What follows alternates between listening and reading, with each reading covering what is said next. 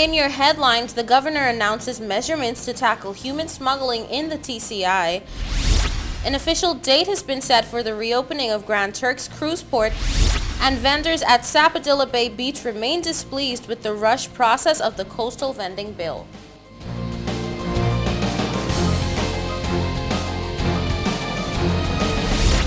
From the PTV Broadcasting Headquarters in Providenciales, your number one source for news, I'm Erica Pinales, delivering the latest from across the country this Friday, December 10th, 2021, right to your door.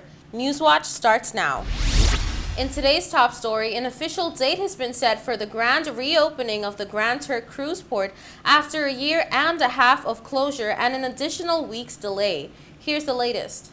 Monday, December 13th is the official date set for the reopening of the Grand Turk Cruise Center after government officials announced a one-week delay due to dredging works that were being completed for the safe docking of ships.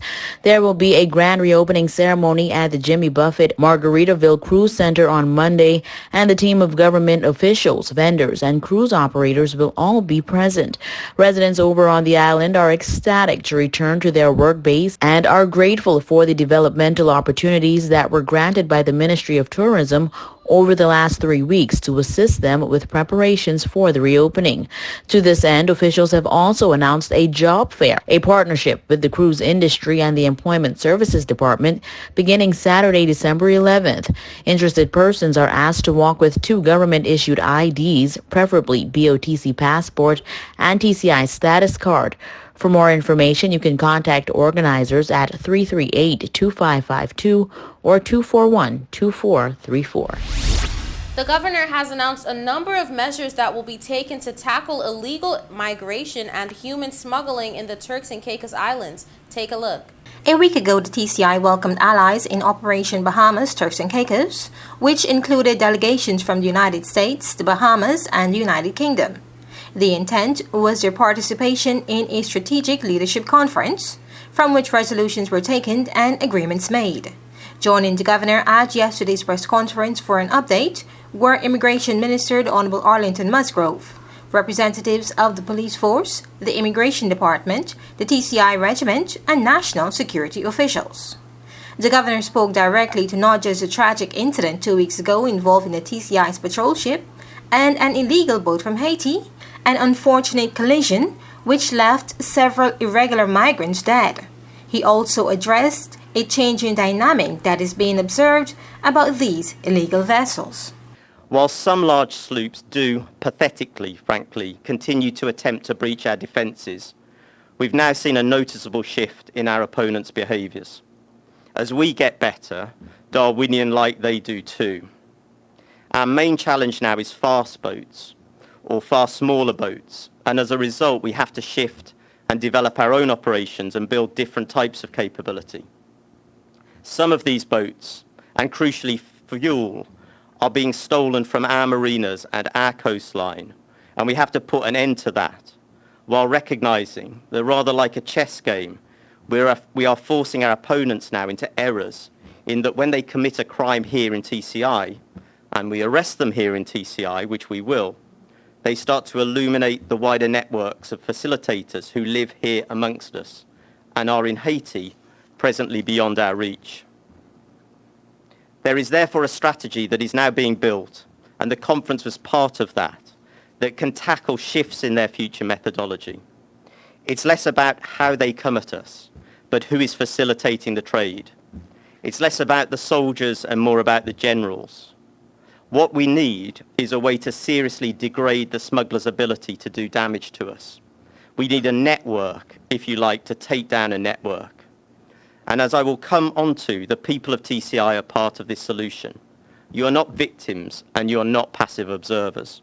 He says this requires the country to do 4 things really well. One being to build sophisticated defense that will intercept vessels before they make landfall, put better surveillance in place so as to intercept these vessels earlier, then take down the in-country networks that facilitate this trade, and reduce the pull factor for illegal migrants here in the TCI. On this last point, the governor says the Haitian community that are here legally, the TCI business community, and the wider public have a significant role to play. He now explains how they intend to get these things done. So let me now first update you in detail on how we in TCI are going to do these four things really well. The Maritime Police are truly on the front line of our territory's defences, and they are doing a magnificent job. We must invest in success. Under Mr. Warrican's leadership, their numbers will close to double next year, and two new maritime patrol boats will be ordered this coming year for delivery in 2023. The regiment will also provide them with a further reserve of well-trained manpower to draw on as they need. The radar. As previously announced, the radar coverage is about to triple. The equipment has been procured and will shortly be operational, locking Providenciales down through 360 degrees. The staff at the radar have, in the interim, seriously professionalised. We made an early decision to double their numbers, and that has paid dividends. I commend the leadership of that team in particular. These are now some of the most effective public servants we have. A Coast Guard. We're scoping out how all our maritime assets can be brought together into a Coast Guard to bring greater efficiencies. A preliminary report was presented at last week's National Security Council, and work will continue on its feasibility. For the moment, one large law enforcement agency that can cover the protection of our borders from all threats, be they smuggling, environment, or illegal fishing of our waters, has logic to it. But what none of us want to do is disrupt the success the Maritime Police presently enjoy. Change here needs to be carefully managed. So, as an interim step, the government has committed to build a new marine base, and within that there will be a maritime operations control facility that will fuse all activity working in support of this mission. As part of the journey, a decision was made by the NSC last week that the radar operation, that now does so much more than just irregular migration, will move from the Ministry of Immigration to the Maritime Police, bringing two first-class but presently separate units together to ensure maximum collaboration. That will happen on the 1st of April. The newly formed TCI regiment will also play a part, growing every year to about 100 Marines. The men and women of the regiment are now being provided with barracks and fast boats as well as more sophisticated equipment. The government is now setting its sights on a border force and a wider immigration ministry. Stiffer penalties are also on the cards for those who facilitate human smuggling, a suggested 7-year minimum in prison and an unlimited fine. According to the governor, legislation may soon be coming to implement this. There is then our relationship with Haiti. Haiti is not our enemy. Haiti has always been our neighbour and always will be our neighbour. We are bound together, for better or for worse, for the rest of time. As a result, I was speaking regularly to the then Haitian Minister of Foreign Affairs, Claude Joseph, including when he was Prime Minister, and myself and the Premier had hoped for a visit from him next year. He is no longer in office, and so I hope to speak to the interim Foreign Minister this week. The new Haitian consul, who is a professional, serious diplomat, and who I have been impressed by since her arrival, has been instrumental in helping build this relationship. And the Haitian government and Haitian consul works with us collaboratively on repatriation. And for that I am grateful, in that not all countries, including the United States, had such a straightforward arrangement with Haiti during the height of the pandemic as we did. They were accepting flights from us when they were not accepting flights from others. I and the NSC have to live in the real world, not the world we would wish it to be, and we have to be realistic that the push factors out of Haiti are not going to reduce anytime soon.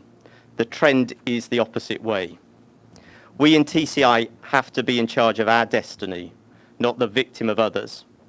What is entirely, though, within our personal gift is we can reduce the pull factors that bring irregular migrants to our shores. For PTV News Watch, I'm Delana Isles. It's time for a quick break. When we return, more News Watch.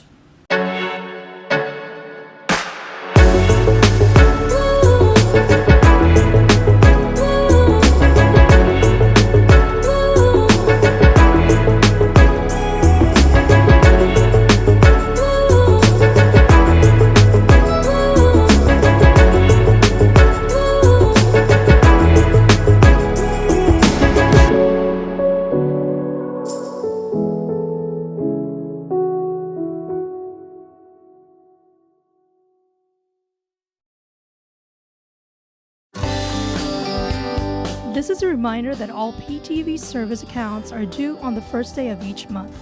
Accounts should be brought up to date by the 28th of the month to avoid disruption in service.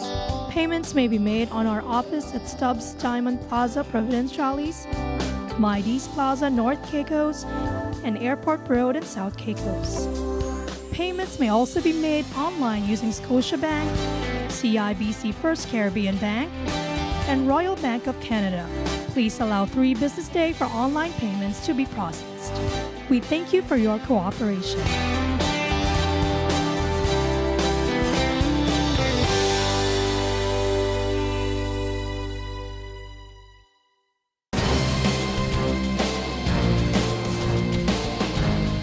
Welcome back to Newswatch.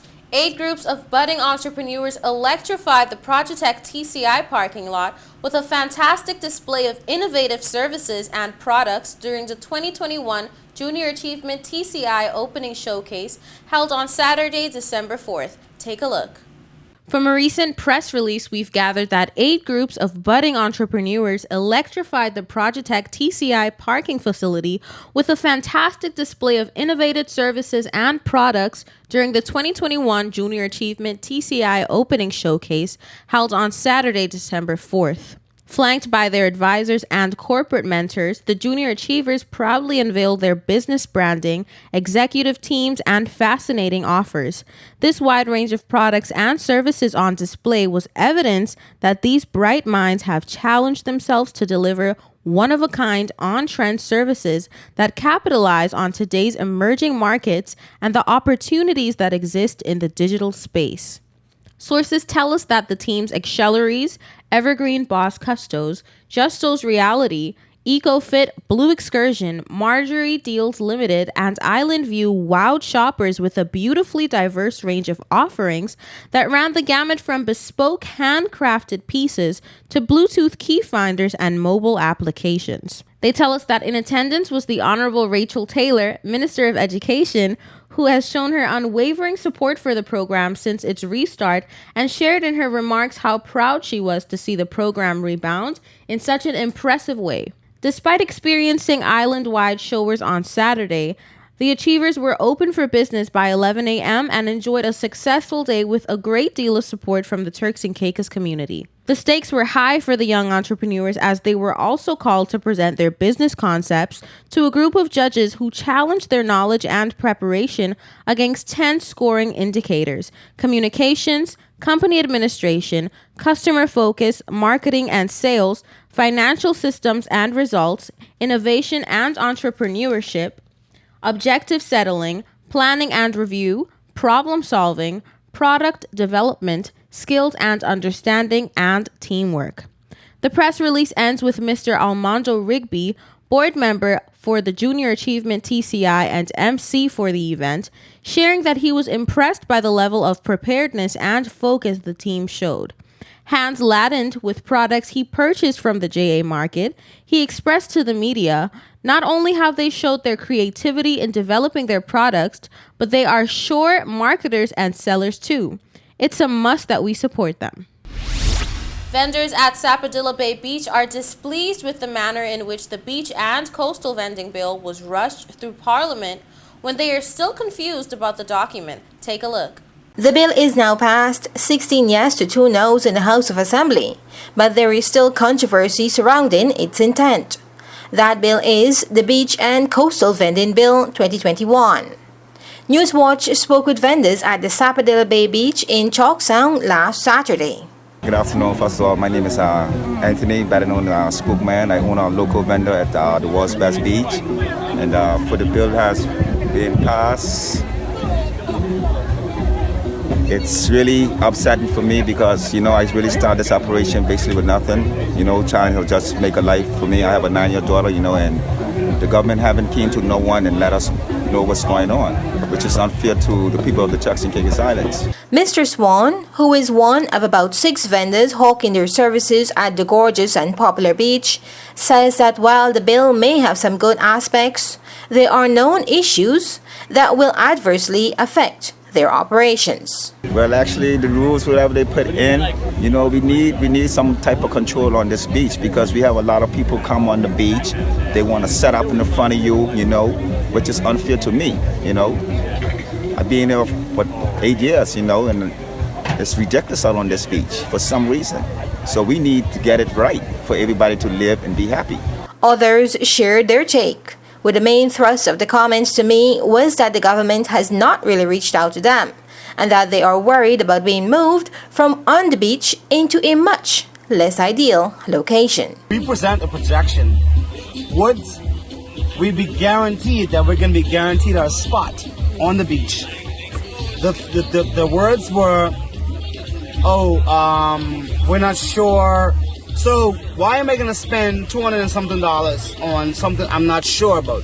Why am I giving a projection of my business on what I make and what not? And bear in mind, there's not every day every vendor makes a hefty salary. I understand there might be a fee come down on us, of course.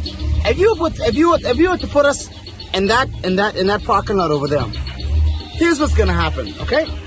You said that we're going to be. We're soliciting right now, basically. It's going to be solicited even more. Because guess what? People are going to get hungry. Other vendors are going to get hungry. They're going to want, okay, all right, so why we have tourists coming over here and there's a certain amount of people they're going to. They're going to want to push their business.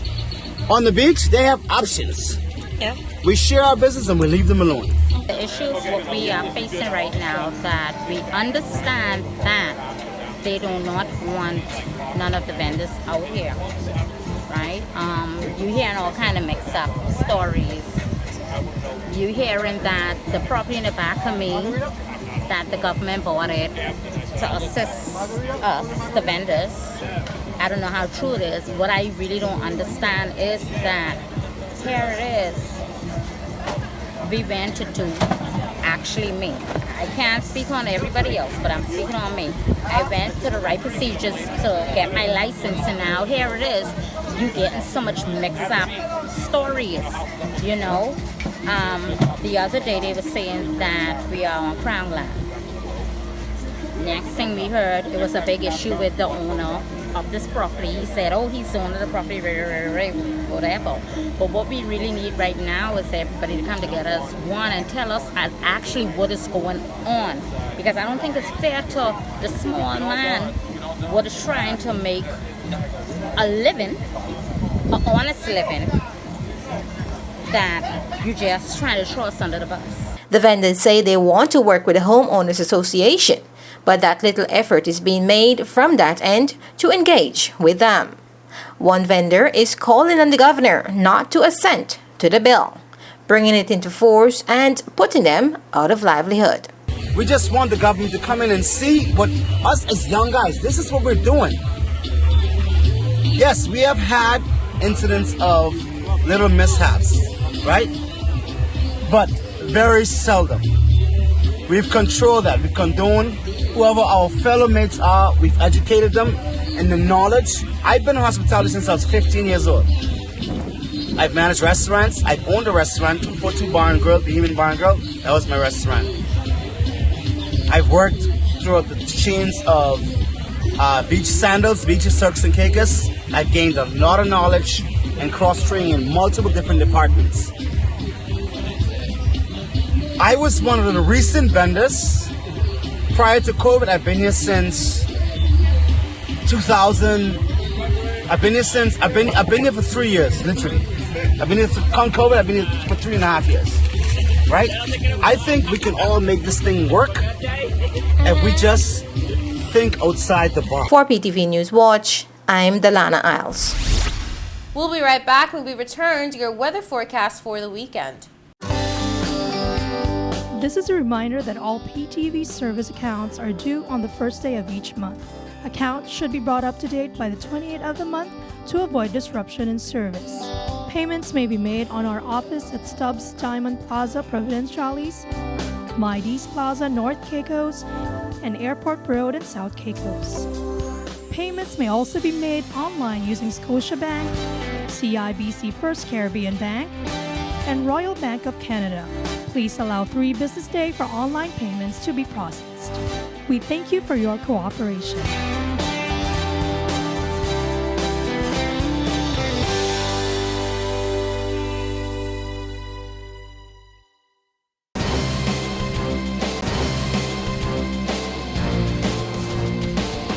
Here's your 3-day weather forecast. For the nation's capital on Grand Turk, Saturday, partly cloudy skies, high 82, low 77, winds east at 20 to 30 miles per hour. On Sunday, mostly sunny skies, high 82, low 78, winds east at 15 to 25 miles per hour. On Monday, mostly cloudy skies, high 82, low 77, winds east-northeast at 20 to 30 miles per hour. For South Caicos on Saturday, mostly sunny skies, high 82, low 77, winds east at 20 to 30 miles per hour. On Sunday, partly cloudy skies, high 82, low 77, winds east at 15 to 25 miles per hour. On Monday, partly cloudy skies, high 83, low 77, winds east-northeast at 20 to 30 miles per hour. For North and Middle Caicos on Saturday, mostly sunny skies, high 83, low 77, winds east at 15 to 25 miles per hour. On Sunday, mostly sunny skies, high 82, low 77, winds east at 10 to 20 miles per hour.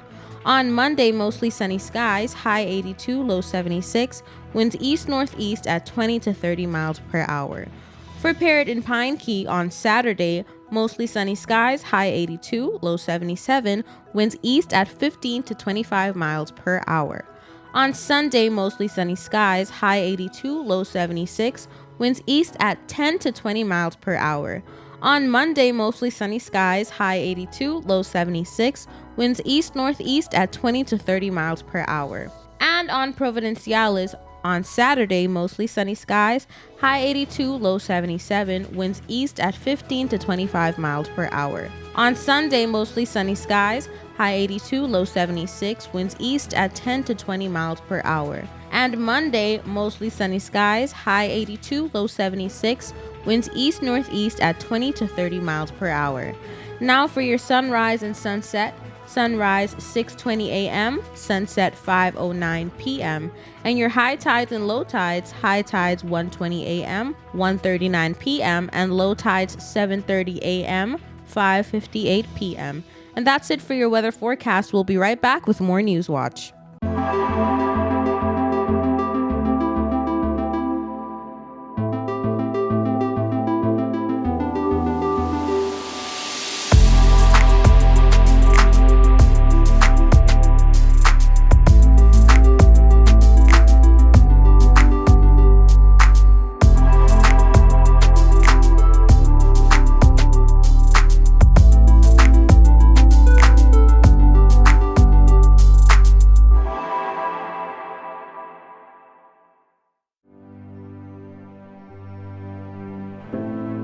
Here at People's Television, we're more than just your leading news and entertainment services.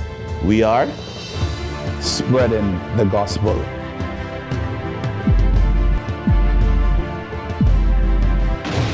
We are breaking barriers. We are preserving the culture. Each one, teach one. We are committed to excellence. We're creating change. We are creating memories. We are the future. I am PTV. I am PTV. I am PTV. I am PTV. We are PTV. We are continuing the legacy. We are PTV.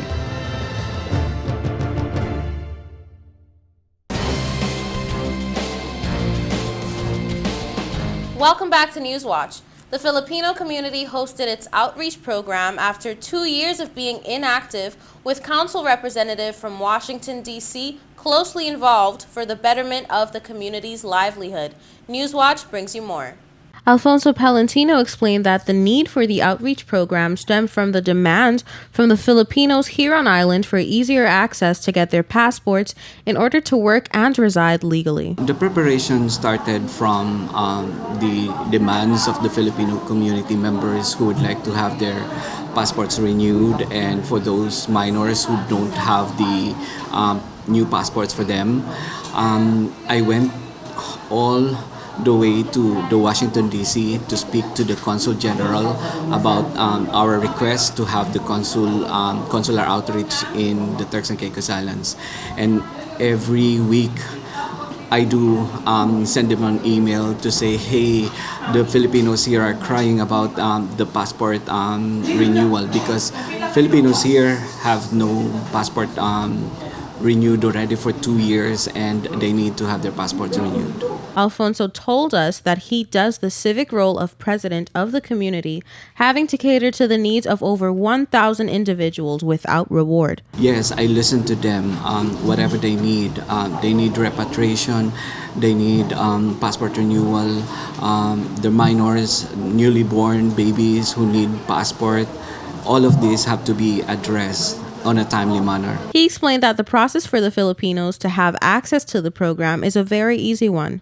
The process would be they have to make an appointment online, and then the system will generate an appointment schedule for them, and 10 minutes before their scheduled interview and passport renewal, they come here and then they do the processing, and about 10 minutes, 15 minutes, they're finished and they can go.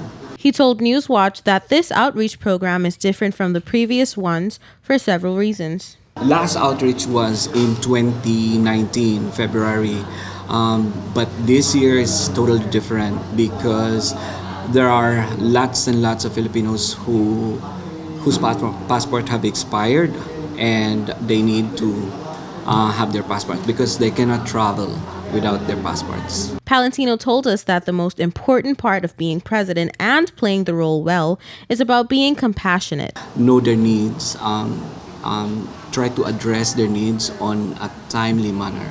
So I think that is what's endearing to all of them. You have to be compassionate, you have to be kind, and addressing to their needs on a timely manner. The president of the community ended by expressing his gratitude to the Filipino community for accepting and supporting him as president for over the last 7 years. Over the years, I have been the president of the Filipino community for 7 years, and over the years, I thank the opportunity to serve the community free of charge. I don't really get anything. It's just my compassion to them, and I just would like to thank them for the trust and the confidence that they put on me. That brings us to the end of this edition of The Real News. I hate to leave you so soon, but of course, you can join us right back here every weekday at 6:30 p.m. and tap into our social media platforms at www.ptvatci.com. I'm Erica Penales, keeping you informed, updated, and affiliated. Until next time.